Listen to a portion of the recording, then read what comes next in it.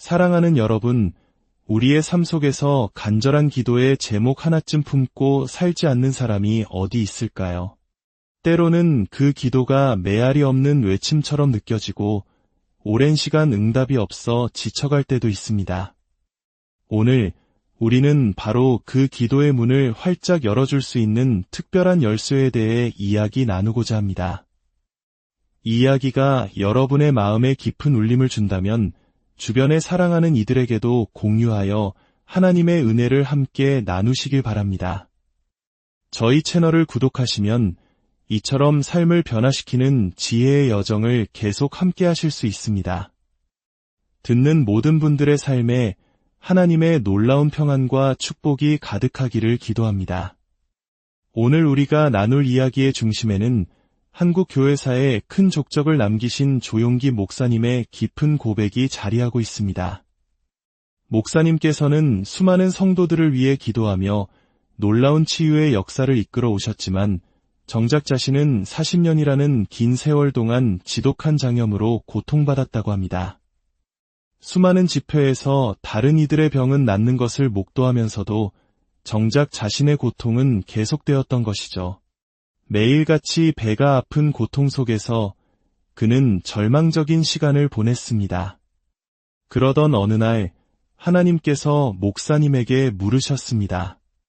너는 어찌하여 너의 장을 고쳐달라고 기도하지 않느냐? 이 질문에 목사님은 의아했습니다.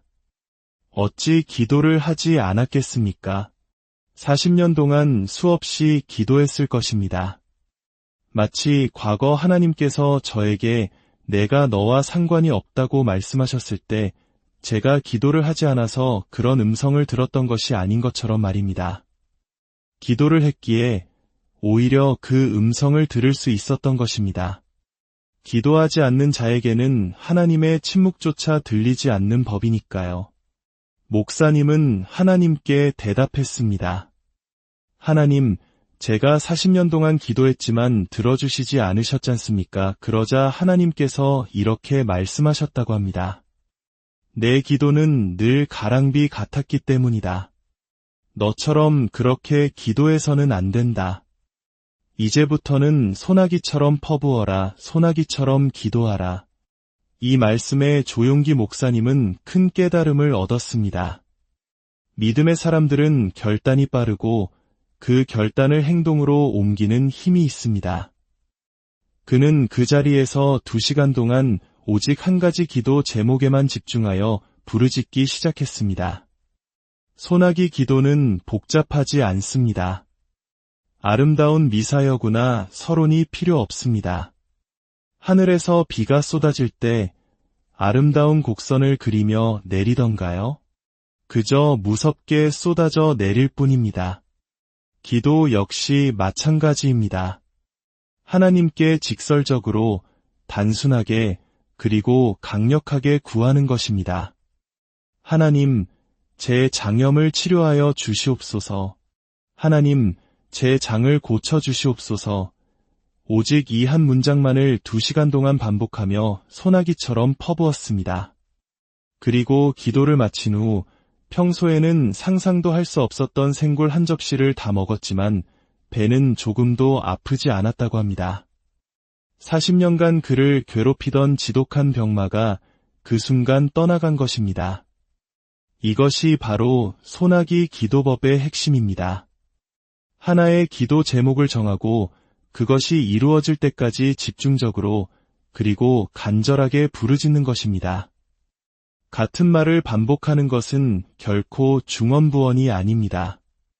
우리의 마음이 간절할 때 우리는 같은 말을 반복할 수밖에 없습니다. 무언가 인생에 막힌 담을 뚫어야 할 때 우리는 그 문제 하나만을 붙들고 하루 종일이라도 기도할 수 있는 것입니다. 여러분, 오늘 여러분의 마음속에 소나기처럼 퍼붓고 싶은 단 하나의 기도 제목은 무엇입니까? 오늘 이 시간을 통해 그 기도 제목을 분명히 정해보시길 바랍니다. 예수님께서도 우리에게 물으십니다. 내가 내게 무엇을 하여 주기를 원하느냐? 하나님께서도 조용기 목사님에게 물으셨습니다. 너는 왜 장염을 낫게 해달라고 구하지 않느냐? 우리의 기도 제목은 명확해야 합니다. 설령 그 소원이 잘못된 것처럼 보여도 괜찮습니다. 주저하지 말고 우리의 아버지이신 하나님 앞에 모든 것을 쏟아내십시오. 잘못된 소원이라면 하나님께서 친히 말씀을 통해 바로잡아 주실 것입니다.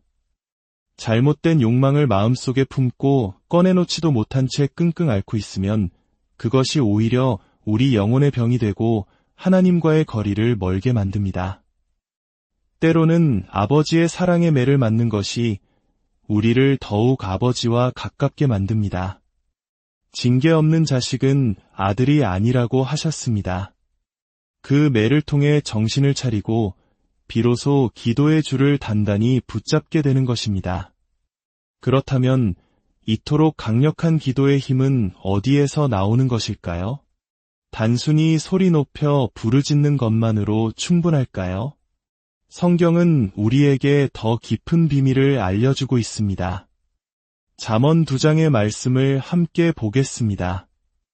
내 아들아, 내가 만일 나의 말을 받으며 나의 계명을 내게 간직하며 내 귀를 지혜에 기울이며 내 마음을 명철에 두며 지식을 불러 구하며 명철을 얻으려고 소리를 높이며 은을 구하는 것 같이 그것을 구하며 감추어진 보배를 찾는 것 같이 그것을 찾으면 여호와 경외하기를 깨달으며 하나님을 알게 되리니 대저 여호와는 지혜를 주시며 지식과 명철을 그 입에서 내심이며 그는 정직한 자를 위하여 완전한 지혜를 예비하시며 행실이 온전한 자에게 방패가 되시나니 대저 그는 정의의 길을 보호하시며 그의 성도들의 길을 보전하려 하심이니라. 여러분 혹시 눈치채셨습니까?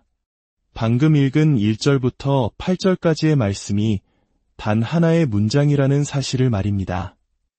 숨 쉴 틈도 없이 이어지는 이 긴 문장은 우리를 향한 하나님의 간절하고도 애타는 마음을 그대로 보여줍니다. 사람이 정말 간절해지면 말이 끊기지 않습니다. 했던 말을 또 하고 다른 방식으로 반복하며 어떻게든 자신의 진심을 전하려고 했습니다. 지금 온 우주를 창조하신 하나님께서 우리에게 그토록 답답하고 간절한 심정으로 말씀하고 계신 것입니다. 하나님께서는 8가지의 행동을 우리에게 요구하십니다. 말씀을 받고 계명을 간직하고 귀를 기울이고 마음을 두고 지식을 구하고 소리를 높이고 은처럼 구하고 보배처럼 찾으라고 말입니다. 이렇게 하면 무엇을 주시겠다는 것일까요? 우리는 보통 부와 명예, 건강과 성공을 기대합니다. 하지만 5절에 나오는 하나님의 약속은 의외로 소박하게 들립니다. 여호와 경외하기를 깨달으며 하나님을 알게 되리니 솔직히 이 구절을 처음 읽었을 때 마치 간을 하지 않은 콩나물국을 마신 것처럼 밍밍하게 느껴졌습니다. 이토록 간절하게 말씀하신 것에 대한 보상이 고작 하나님을 아는 것이라니 조금은 실망스럽지 않으십니까? 바로 여기에 하나님과 우리 사이에 거대한 시각 차이가 존재합니다. 우리는 눈앞의 문제를 해결해줄 돈과 건강을 원하지만 하나님께서는 모든 문제의 근본적인 해법이 되는 하나님을 아는 지혜를 주고자 하십니다. 하나님을 경외하고 그분을 깊이 알게 되는 것, 이것이야말로 우리 인생의 모든 문을 여는 마스터키입니다. 이것만 있으면 나머지는 저절로 따라오는 것입니다.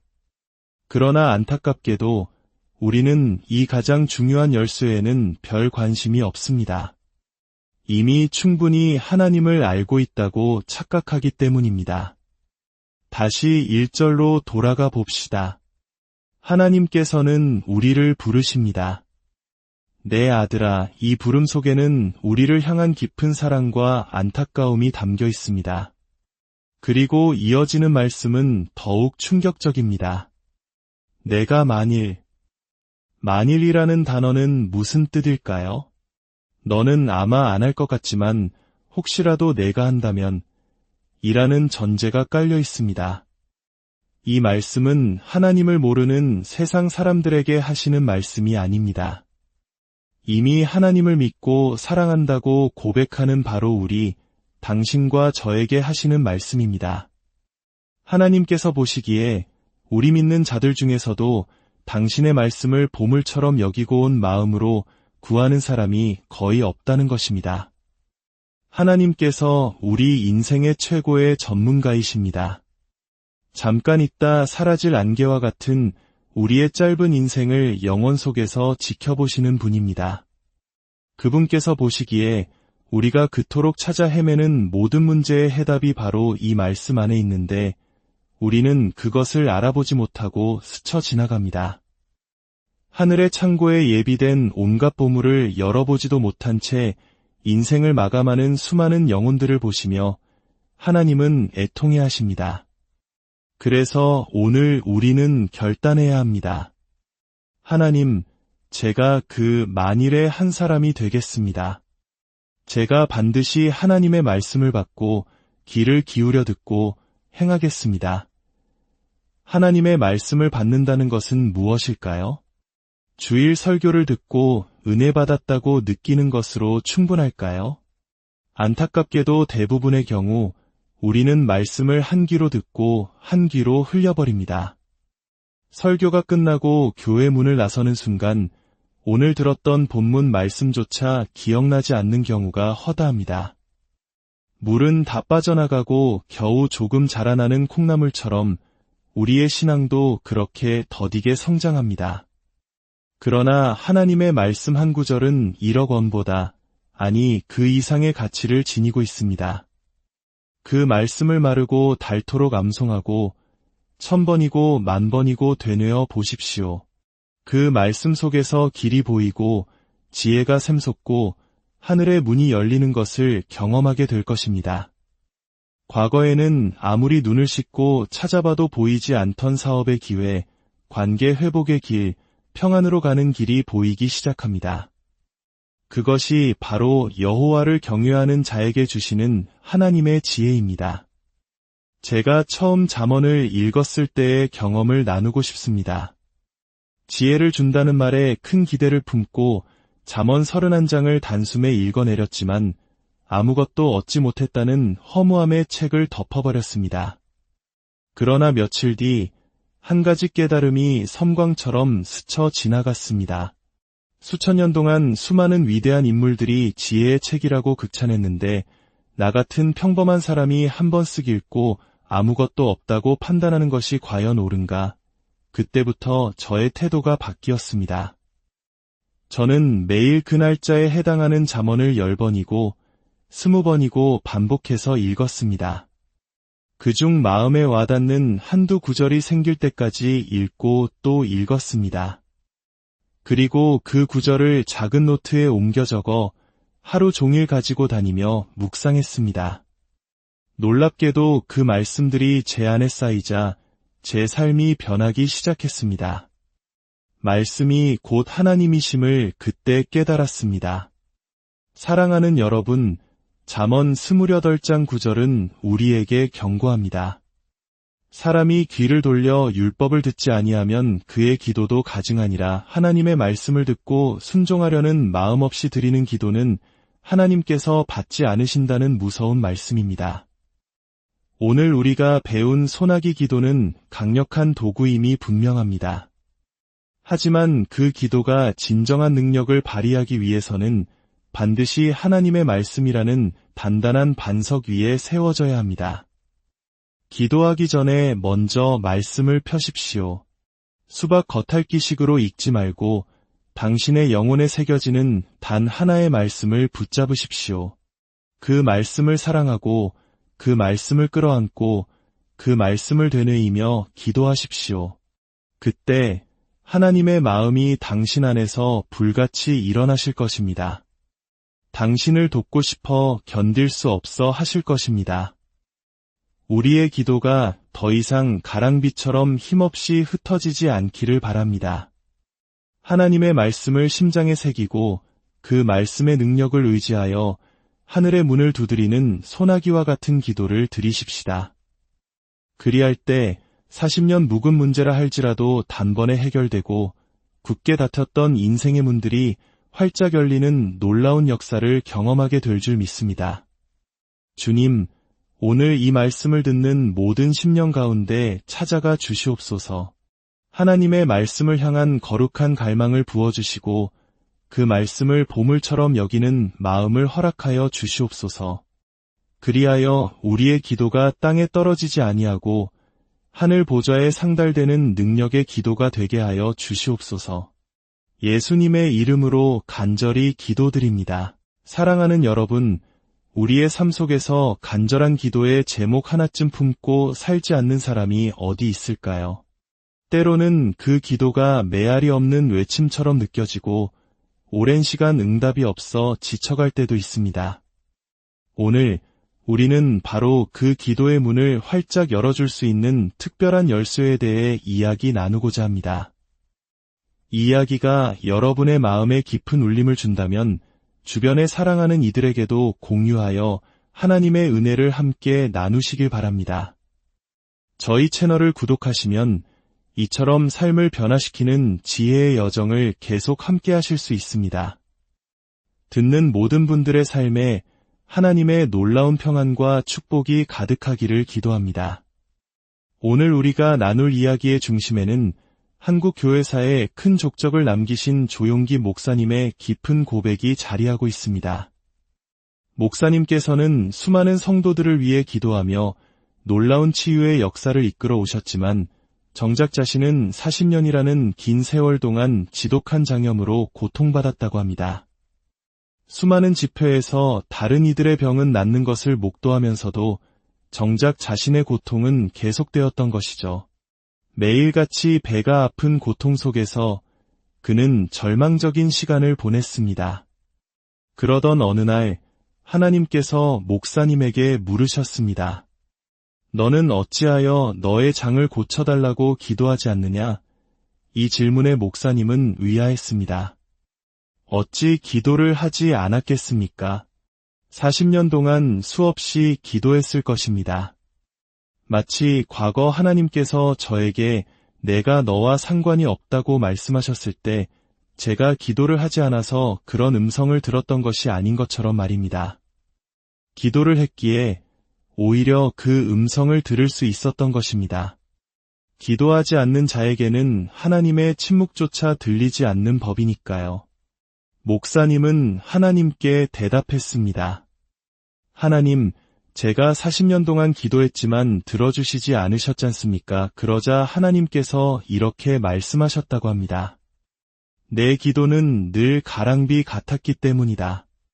너처럼 그렇게 기도해서는 안 된다. 이제부터는 소나기처럼 퍼부어라, 소나기처럼 기도하라. 이 말씀에 조용기 목사님은 큰 깨달음을 얻었습니다. 믿음의 사람들은 결단이 빠르고 그 결단을 행동으로 옮기는 힘이 있습니다. 그는 그 자리에서 2시간 동안 오직 한 가지 기도 제목에만 집중하여 부르짖기 시작했습니다. 소나기 기도는 복잡하지 않습니다. 아름다운 미사여구나 서론이 필요 없습니다. 하늘에서 비가 쏟아질 때 아름다운 곡선을 그리며 내리던가요? 그저 무섭게 쏟아져 내릴 뿐입니다. 기도 역시 마찬가지입니다. 하나님께 직설적으로, 단순하게, 그리고 강력하게 구하는 것입니다. 하나님, 제 장염을 치료하여 주시옵소서. 하나님, 제 장을 고쳐 주시옵소서. 오직 이 한 문장만을 2시간 동안 반복하며 소나기처럼 퍼부었습니다. 그리고 기도를 마친 후 평소에는 상상도 할 수 없었던 생굴 한 접시를 다 먹었지만 배는 조금도 아프지 않았다고 합니다. 40년간 그를 괴롭히던 지독한 병마가 그 순간 떠나간 것입니다. 이것이 바로 소나기 기도법의 핵심입니다. 하나의 기도 제목을 정하고 그것이 이루어질 때까지 집중적으로 그리고 간절하게 부르짖는 것입니다. 같은 말을 반복하는 것은 결코 중언부언이 아닙니다. 우리의 마음이 간절할 때 우리는 같은 말을 반복할 수밖에 없습니다. 무언가 인생에 막힌 담을 뚫어야 할 때 우리는 그 문제 하나만을 붙들고 하루 종일이라도 기도할 수 있는 것입니다. 여러분, 오늘 여러분의 마음속에 소나기처럼 퍼붓고 싶은 단 하나의 기도 제목은 무엇입니까? 오늘 이 시간을 통해 그 기도 제목을 분명히 정해보시길 바랍니다. 예수님께서도 우리에게 물으십니다. 내가 내게 무엇을 하여 주기를 원하느냐? 하나님께서도 조용기 목사님에게 물으셨습니다. 너는 왜 장염을 낫게 해달라고 구하지 않느냐? 우리의 기도 제목은 명확해야 합니다. 설령 그 소원이 잘못된 것처럼 보여도 괜찮습니다. 주저하지 말고 우리의 아버지이신 하나님 앞에 모든 것을 쏟아내십시오.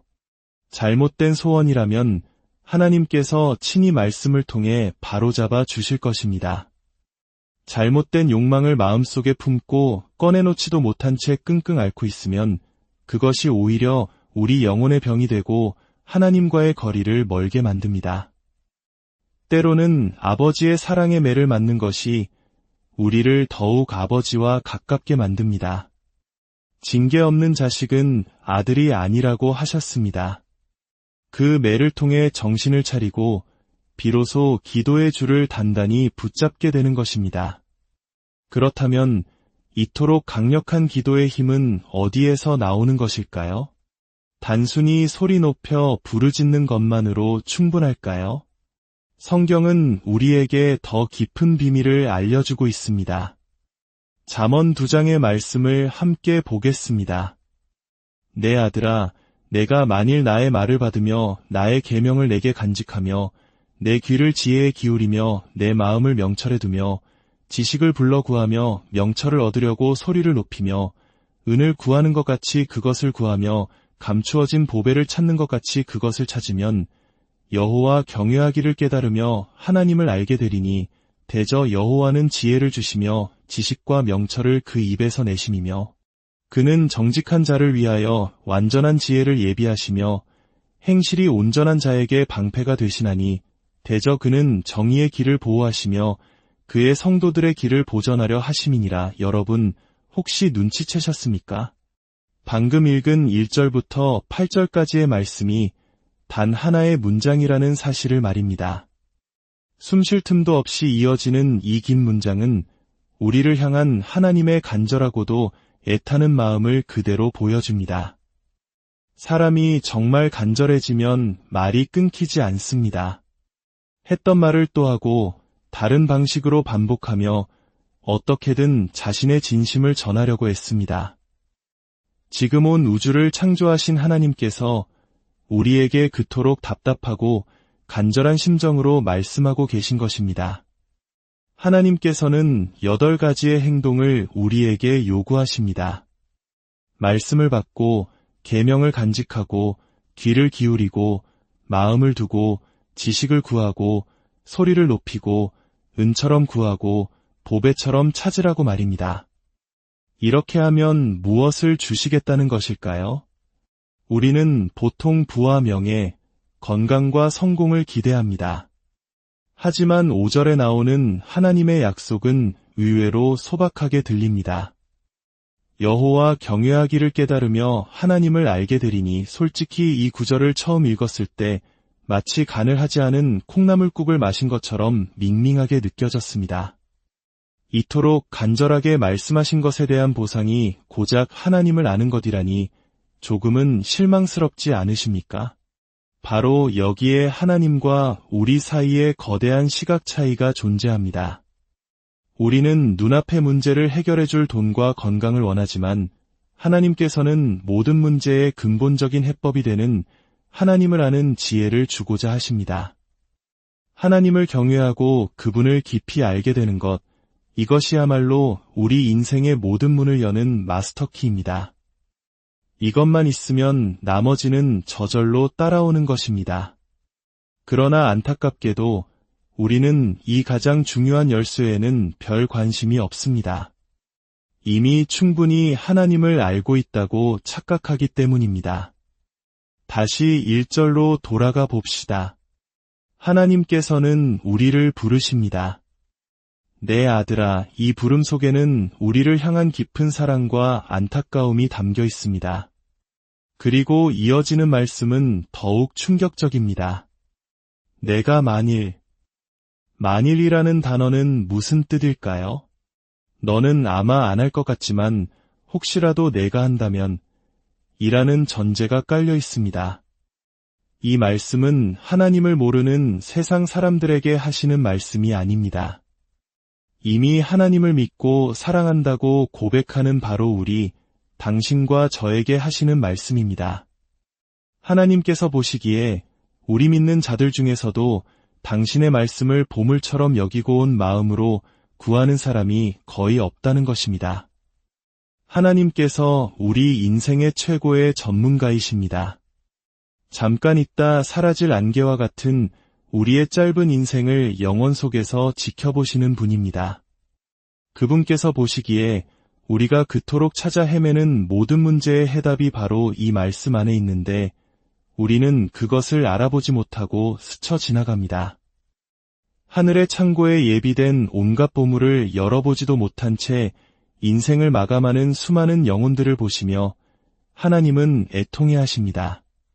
그래서 오늘 우리는 결단해야 합니다. 하나님, 제가 그 만일의 한 사람이 되겠습니다. 제가 반드시 하나님의 말씀을 받고 귀를 기울여 듣고 행하겠습니다. 하나님의 말씀을 받는다는 것은 무엇일까요? 주일 설교를 듣고 은혜 받았다고 느끼는 것으로 충분할까요?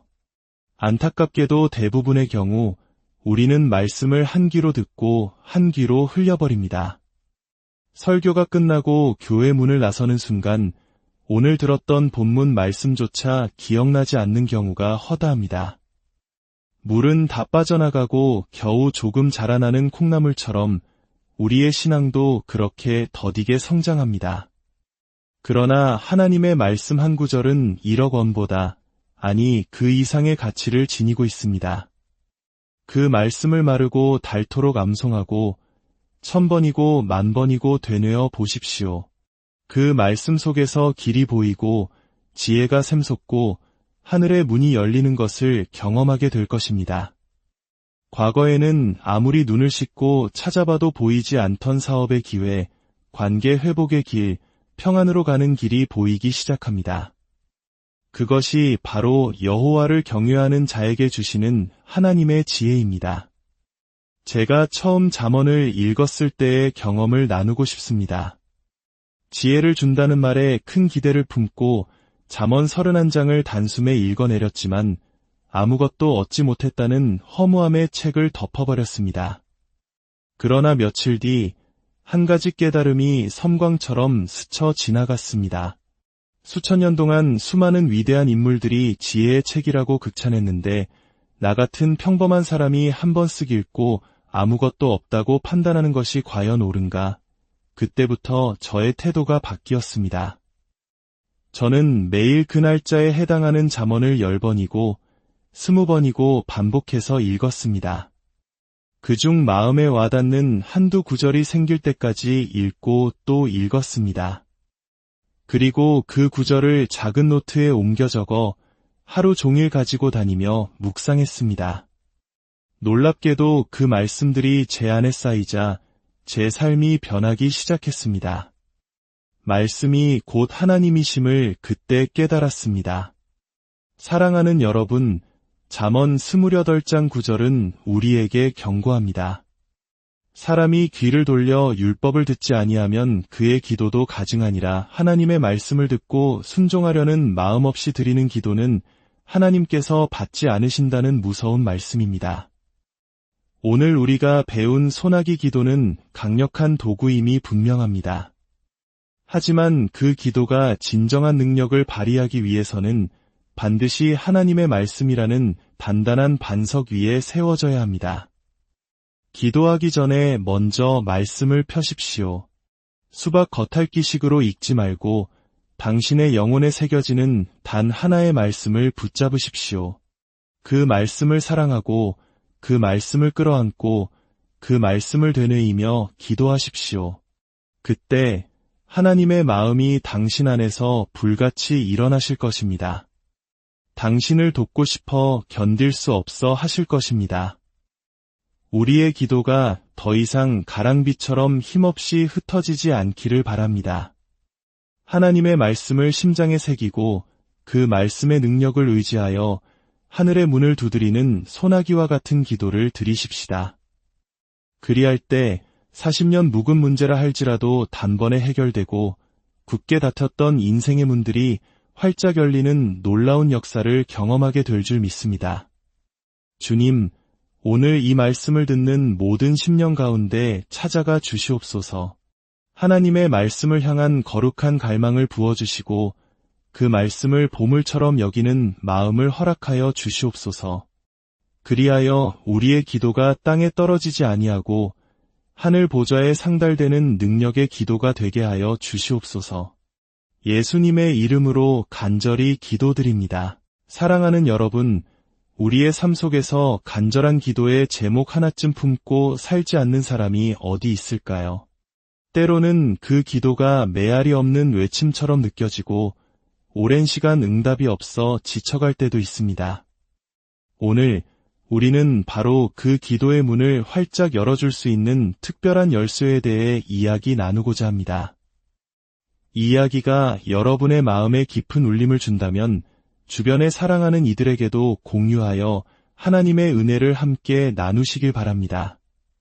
저희 채널을 구독하시면 이처럼 삶을 변화시키는 지혜의 여정을 계속 함께 하실 수 있습니다. 듣는 모든 분들의 삶에 하나님의 놀라운 평안과 축복이 가득하기를 기도합니다. 오늘 우리가 나눌 이야기의 중심에는 한국 교회사에 큰 족적을 남기신 조용기 목사님의 깊은 고백이 자리하고 있습니다. 목사님께서는 수많은 성도들을 위해 기도하며 놀라운 치유의 역사를 이끌어 오셨지만 정작 자신은 40년이라는 긴 세월 동안 지독한 장염으로 고통받았다고 합니다. 수많은 집회에서 다른 이들의 병은 낫는 것을 목도하면서도 정작 자신의 고통은 계속되었던 것이죠. 매일같이 배가 아픈 고통 속에서 그는 절망적인 시간을 보냈습니다. 그러던 어느 날 하나님께서 목사님에게 물으셨습니다. 너는 어찌하여 너의 장을 고쳐달라고 기도하지 않느냐? 이 질문에 목사님은 의아했습니다. 어찌 기도를 하지 않았겠습니까? 40년 동안 수없이 기도했을 것입니다. 마치 과거 하나님께서 저에게 내가 너와 상관이 없다고 말씀하셨을 때 제가 기도를 하지 않아서 그런 음성을 들었던 것이 아닌 것처럼 말입니다. 기도를 했기에 오히려 그 음성을 들을 수 있었던 것입니다.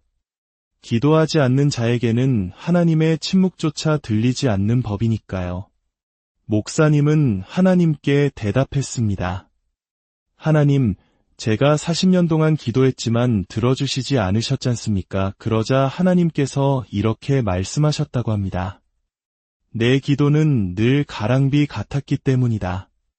너처럼 그렇게 기도해서는 안 된다. 이제부터는 소나기처럼 퍼부어라, 소나기처럼 기도하라. 이 말씀에 조용기 목사님은 큰 깨달음을 얻었습니다. 믿음의 사람들은 결단이 빠르고 그 결단을 행동으로 옮기는 힘이 있습니다. 그는 그 자리에서 2시간 동안 오직 한 가지 기도 제목에만 집중하여 부르짖기 시작했습니다. 소나기 기도는 복잡하지 않습니다. 아름다운 미사여구나 서론이 필요 없습니다. 하늘에서 비가 쏟아질 때 아름다운 곡선을 그리며 내리던가요? 그저 무섭게 쏟아져 내릴 뿐입니다. 기도 역시 마찬가지입니다. 하나님께 직설적으로, 단순하게, 그리고 강력하게 구하는 것입니다. 하나님, 제 장염을 치료하여 주시옵소서. 하나님, 제 장을 고쳐주시옵소서. 오직 이 한 문장만을 2시간 동안 반복하며 소나기처럼 퍼부었습니다. 그리고 기도를 마친 후 평소에는 상상도 할 수 없었던 생굴 한 접시를 다 먹었지만 배는 조금도 아프지 않았다고 합니다. 40년간 그를 괴롭히던 지독한 병마가 그 순간 떠나간 것입니다. 이것이 바로 소나기 기도법의 핵심입니다. 하나의 기도 제목을 정하고 그것이 이루어질 때까지 집중적으로 그리고 간절하게 부르짖는 것입니다. 같은 말을 반복하는 것은 결코 중언부언이 아닙니다. 우리의 마음이 간절할 때 우리는 같은 말을 반복할 수밖에 없습니다. 무언가 인생에 막힌 담을 뚫어야 할 때 우리는 그 문제 하나만을 붙들고 하루 종일이라도 기도할 수 있는 것입니다. 여러분, 오늘 여러분의 마음속에 소나기처럼 퍼붓고 싶은 단 하나의 기도 제목은 무엇입니까? 오늘 이 시간을 통해 그 기도 제목을 분명히 정해보시길 바랍니다. 예수님께서도 우리에게 물으십니다. 내가 내게 무엇을 하여 주기를 원하느냐? 하나님께서도 조용기 목사님에게 물으셨습니다. 너는 왜 장염을 낫게 해달라고 구하지 않느냐? 우리의 기도 제목은 명확해야 합니다. 설령 그 소원이 잘못된 것처럼 보여도 괜찮습니다. 주저하지 말고 우리의 아버지이신 하나님 앞에 모든 것을 쏟아내십시오. 잘못된 소원이라면 하나님께서 친히 말씀을 통해 바로잡아 주실 것입니다. 잘못된 욕망을 마음속에 품고 꺼내놓지도 못한 채 끙끙 앓고 있으면 그것이 오히려 우리 영혼의 병이 되고 하나님과의 거리를 멀게 만듭니다. 때로는 아버지의 사랑의 매를 맞는 것이 우리를 더욱 아버지와 가깝게 만듭니다. 징계 없는 자식은 아들이 아니라고 하셨습니다. 그 매를 통해 정신을 차리고 비로소 기도의 줄을 단단히 붙잡게 되는 것입니다. 그렇다면 이토록 강력한 기도의 힘은 어디에서 나오는 것일까요? 단순히 소리 높여 부르짖는 것만으로 충분할까요? 성경은 우리에게 더 깊은 비밀을 알려주고 있습니다. 잠언 2장의 말씀을 함께 보겠습니다. 내 아들아, 내가 만일 나의 말을 받으며 나의 계명을 내게 간직하며 내 귀를 지혜에 기울이며 내 마음을 명철에 두며 지식을 불러 구하며 명철을 얻으려고 소리를 높이며 은을 구하는 것 같이 그것을 구하며 감추어진 보배를 찾는 것 같이 그것을 찾으면 여호와 경외하기를 깨달으며 하나님을 알게 되리니 대저 여호와는 지혜를 주시며 지식과 명철을 그 입에서 내심이며 그는 정직한 자를 위하여 완전한 지혜를 예비하시며 행실이 온전한 자에게 방패가 되시나니 대저 그는 정의의 길을 보호하시며 그의 성도들의 길을 보전하려 하심이니라. 여러분 혹시 눈치채셨습니까? 방금 읽은 1절부터 8절까지의 말씀이 단 하나의 문장이라는 사실을 말입니다. 숨 쉴 틈도 없이 이어지는 이 긴 문장은 우리를 향한 하나님의 간절하고도 애타는 마음을 그대로 보여줍니다. 사람이 정말 간절해지면 말이 끊기지 않습니다. 했던 말을 또 하고 다른 방식으로 반복하며 어떻게든 자신의 진심을 전하려고 했습니다. 지금 온 우주를 창조하신 하나님께서 우리에게 그토록 답답하고 간절한 심정으로 말씀하고 계신 것입니다. 하나님께서는 8가지의 행동을 우리에게 요구하십니다. 말씀을 받고 계명을 간직하고 귀를 기울이고 마음을 두고 지식을 구하고 소리를 높이고 은처럼 구하고 보배처럼 찾으라고 말입니다. 이렇게 하면 무엇을 주시겠다는 것일까요? 우리는 보통 부와 명예, 건강과 성공을 기대합니다. 하지만 5절에 나오는 하나님의 약속은 의외로 소박하게 들립니다. 여호와 경외하기를 깨달으며 하나님을 알게 되리니. 솔직히 이 구절을 처음 읽었을 때 마치 간을 하지 않은 콩나물국을 마신 것처럼 밍밍하게 느껴졌습니다. 이토록 간절하게 말씀하신 것에 대한 보상이 고작 하나님을 아는 것이라니 조금은 실망스럽지 않으십니까? 바로 여기에 하나님과 우리 사이에 거대한 시각 차이가 존재합니다. 우리는 눈앞의 문제를 해결해 줄 돈과 건강을 원하지만 하나님께서는 모든 문제의 근본적인 해법이 되는 하나님을 아는 지혜를 주고자 하십니다. 하나님을 경외하고 그분을 깊이 알게 되는 것, 이것이야말로 우리 인생의 모든 문을 여는 마스터키입니다. 이것만 있으면 나머지는 저절로 따라오는 것입니다. 그러나 안타깝게도 우리는 이 가장 중요한 열쇠에는 별 관심이 없습니다. 이미 충분히 하나님을 알고 있다고 착각하기 때문입니다. 다시 1절로 돌아가 봅시다. 하나님께서는 우리를 부르십니다. 내 아들아, 이 부름 속에는 우리를 향한 깊은 사랑과 안타까움이 담겨 있습니다. 그리고 이어지는 말씀은 더욱 충격적입니다. 내가 만일이라는 단어는 무슨 뜻일까요? 너는 아마 안 할 것 같지만 혹시라도 내가 한다면 이라는 전제가 깔려 있습니다. 이 말씀은 하나님을 모르는 세상 사람들에게 하시는 말씀이 아닙니다. 이미 하나님을 믿고 사랑한다고 고백하는 바로 우리, 당신과 저에게 하시는 말씀입니다. 하나님께서 보시기에 우리 믿는 자들 중에서도 당신의 말씀을 보물처럼 여기고 온 마음으로 구하는 사람이 거의 없다는 것입니다. 하나님께서 우리 인생의 최고의 전문가이십니다. 잠깐 있다 사라질 안개와 같은 우리의 짧은 인생을 영원 속에서 지켜보시는 분입니다. 그분께서 보시기에 우리가 그토록 찾아 헤매는 모든 문제의 해답이 바로 이 말씀 안에 있는데 우리는 그것을 알아보지 못하고 스쳐 지나갑니다. 하늘의 창고에 예비된 온갖 보물을 열어보지도 못한 채 인생을 마감하는 수많은 영혼들을 보시며 하나님은 애통해 하십니다. 그래서 오늘 우리는 결단해야 합니다. 하나님, 제가 그 만일의 한 사람이 되겠습니다. 제가 반드시 하나님의 말씀을 받고 귀를 기울여 듣고 행하겠습니다. 하나님의 말씀을 받는다는 것은 무엇일까요?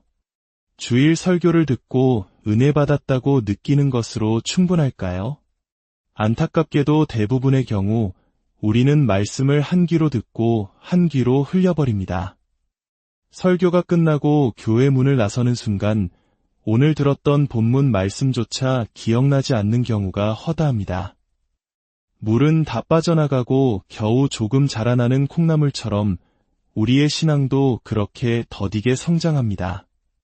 그러나 하나님의 말씀 한 구절은 1억 원보다, 아니 그 이상의 가치를 지니고 있습니다. 그 말씀을 마르고 닳도록 암송하고 1000번이고 10,000번이고 되뇌어 보십시오. 그 말씀 속에서 길이 보이고 지혜가 샘솟고 하늘의 문이 열리는 것을 경험하게 될 것입니다. 과거에는 아무리 눈을 씻고 찾아봐도 보이지 않던 사업의 기회, 관계 회복의 길, 평안으로 가는 길이 보이기 시작합니다. 그것이 바로 여호와를 경외하는 자에게 주시는 하나님의 지혜입니다. 제가 처음 잠언을 읽었을 때의 경험을 나누고 싶습니다. 지혜를 준다는 말에 큰 기대를 품고 잠언 31장을 단숨에 읽어내렸지만 아무것도 얻지 못했다는 허무함의 책을 덮어버렸습니다. 그러나 며칠 뒤 한 가지 깨달음이 섬광처럼 스쳐 지나갔습니다. 수천 년 동안 수많은 위대한 인물들이 지혜의 책이라고 극찬했는데 나 같은 평범한 사람이 한 번 쓱 읽고 아무것도 없다고 판단하는 것이 과연 옳은가? 그때부터 저의 태도가 바뀌었습니다. 저는 매일 그 날짜에 해당하는 잠언을 10번이고 20번이고 반복해서 읽었습니다. 그중 마음에 와닿는 한두 구절이 생길 때까지 읽고 또 읽었습니다. 그리고 그 구절을 작은 노트에 옮겨 적어 하루 종일 가지고 다니며 묵상했습니다. 놀랍게도 그 말씀들이 제 안에 쌓이자 제 삶이 변하기 시작했습니다. 말씀이 곧 하나님이심을 그때 깨달았습니다. 사랑하는 여러분, 잠언 28장 9절은 우리에게 경고합니다. 사람이 귀를 돌려 율법을 듣지 아니하면 그의 기도도 가증하니라. 하나님의 말씀을 듣고 순종하려는 마음 없이 드리는 기도는 하나님께서 받지 않으신다는 무서운 말씀입니다. 오늘 우리가 배운 소나기 기도는 강력한 도구임이 분명합니다. 하지만 그 기도가 진정한 능력을 발휘하기 위해서는 반드시 하나님의 말씀이라는 단단한 반석 위에 세워져야 합니다. 기도하기 전에 먼저 말씀을 펴십시오. 수박 겉핥기식으로 읽지 말고 당신의 영혼에 새겨지는 단 하나의 말씀을 붙잡으십시오. 그 말씀을 사랑하고 그 말씀을 끌어안고 그 말씀을 되뇌이며 기도하십시오. 그때 하나님의 마음이 당신 안에서 불같이 일어나실 것입니다. 당신을 돕고 싶어 견딜 수 없어 하실 것입니다. 우리의 기도가 더 이상 가랑비처럼 힘없이 흩어지지 않기를 바랍니다. 하나님의 말씀을 심장에 새기고 그 말씀의 능력을 의지하여 하늘의 문을 두드리는 소나기와 같은 기도를 드리십시다. 그리할 때 40년 묵은 문제라 할지라도 단번에 해결되고 굳게 닫혔던 인생의 문들이 활짝 열리는 놀라운 역사를 경험하게 될 줄 믿습니다. 주님, 오늘 이 말씀을 듣는 모든 심령 가운데 찾아가 주시옵소서. 하나님의 말씀을 향한 거룩한 갈망을 부어주시고 그 말씀을 보물처럼 여기는 마음을 허락하여 주시옵소서. 그리하여 우리의 기도가 땅에 떨어지지 아니하고 하늘 보좌에 상달되는 능력의 기도가 되게 하여 주시옵소서. 예수님의 이름으로 간절히 기도드립니다. 사랑하는 여러분, 우리의 삶 속에서 간절한 기도의 제목 하나쯤 품고 살지 않는 사람이 어디 있을까요? 때로는 그 기도가 메아리 없는 외침처럼 느껴지고 오랜 시간 응답이 없어 지쳐갈 때도 있습니다. 오늘 우리는 바로 그 기도의 문을 활짝 열어줄 수 있는 특별한 열쇠에 대해 이야기 나누고자 합니다. 이 이야기가 여러분의 마음에 깊은 울림을 준다면 주변에 사랑하는 이들에게도 공유하여 하나님의 은혜를 함께 나누시길 바랍니다. 저희 채널을 구독하시면 이처럼 삶을 변화시키는 지혜의 여정을 계속 함께 하실 수 있습니다. 듣는 모든 분들의 삶에 하나님의 놀라운 평안과 축복이 가득하기를 기도합니다. 오늘 우리가 나눌 이야기의 중심에는 한국 교회사에 큰 족적을 남기신 조용기 목사님의 깊은 고백이 자리하고 있습니다. 목사님께서는 수많은 성도들을 위해 기도하며 놀라운 치유의 역사를 이끌어 오셨지만 정작 자신은 40년이라는 긴 세월 동안 지독한 장염으로 고통받았다고 합니다. 수많은 집회에서 다른 이들의 병은 낫는 것을 목도하면서도 정작 자신의 고통은 계속되었던 것이죠.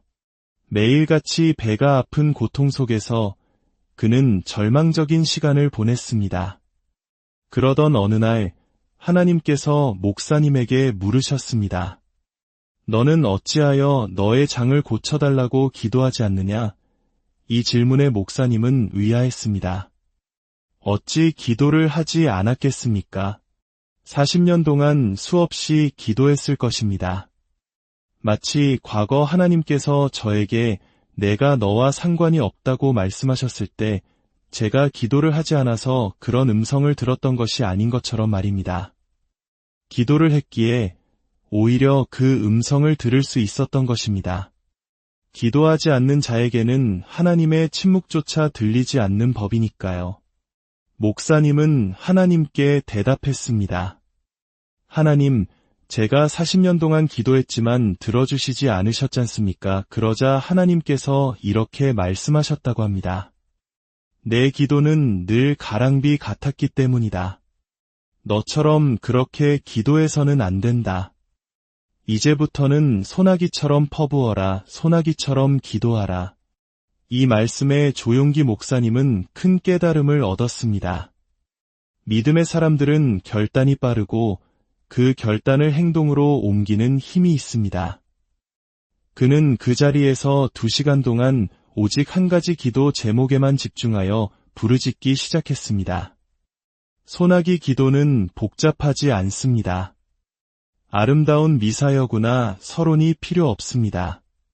하늘에서 비가 쏟아질 때 아름다운 곡선을 그리며 내리던가요? 그저 무섭게 쏟아져 내릴 뿐입니다.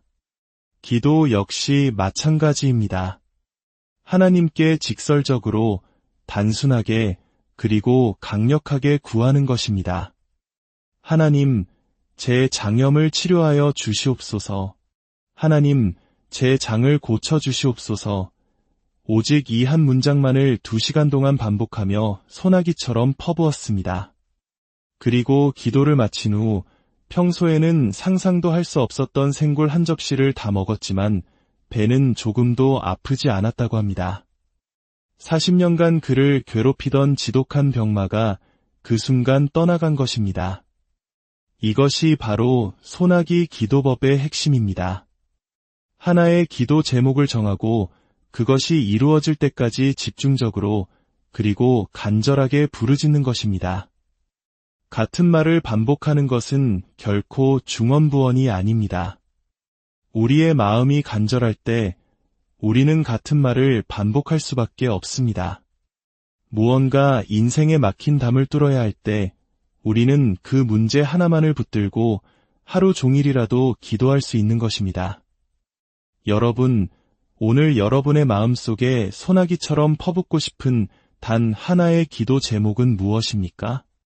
오늘 이 시간을 통해 그 기도 제목을 분명히 정해보시길 바랍니다. 예수님께서도 우리에게 물으십니다. 내가 내게 무엇을 하여 주기를 원하느냐? 하나님께서도 조용기 목사님에게 물으셨습니다.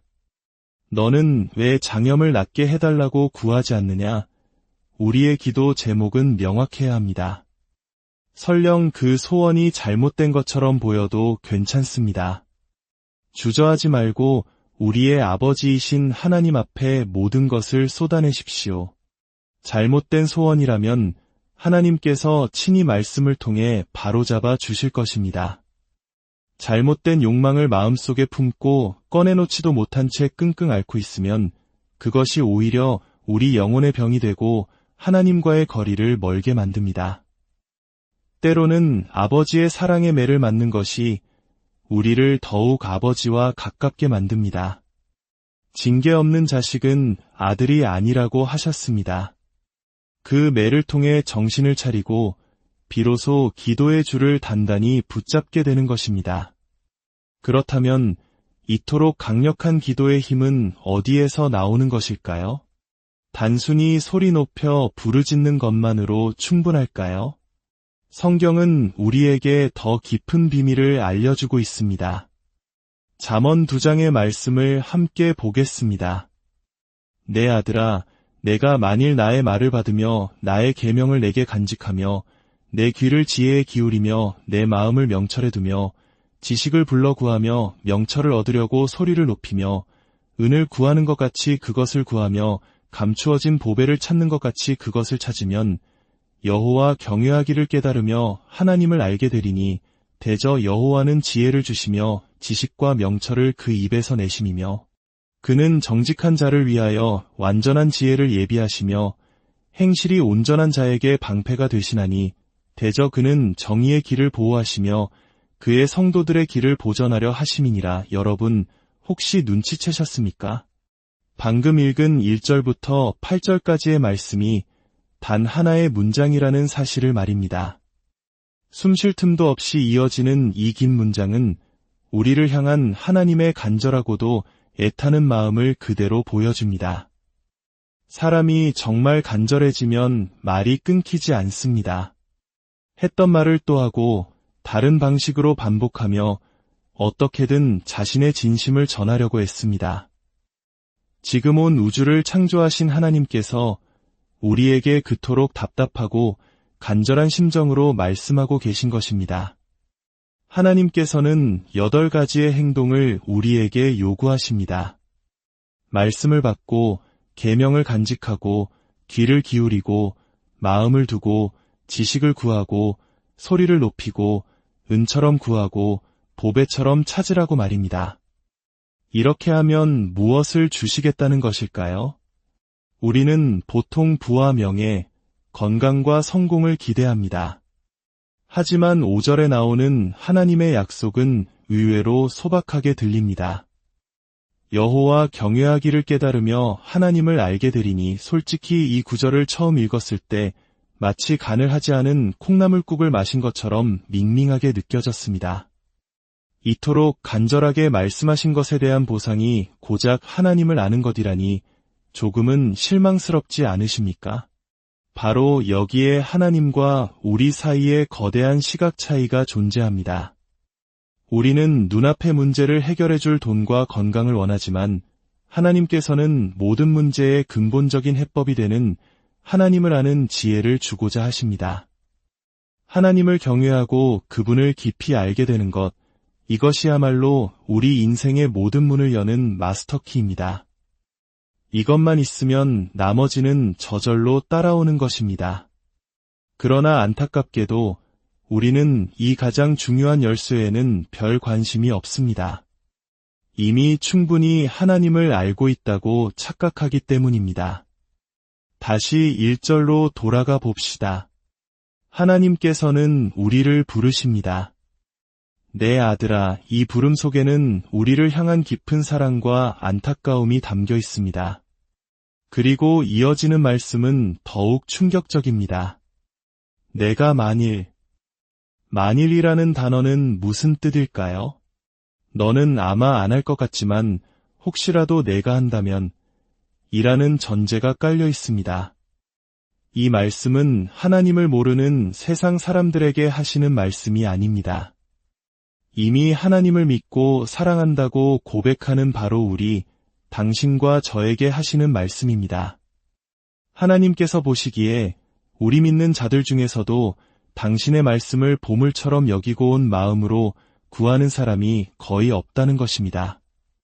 하나님께서 우리 인생의 최고의 전문가이십니다. 잠깐 있다 사라질 안개와 같은 우리의 짧은 인생을 영원 속에서 지켜보시는 분입니다. 그분께서 보시기에 우리가 그토록 찾아 헤매는 모든 문제의 해답이 바로 이 말씀 안에 있는데 우리는 그것을 알아보지 못하고 스쳐 지나갑니다.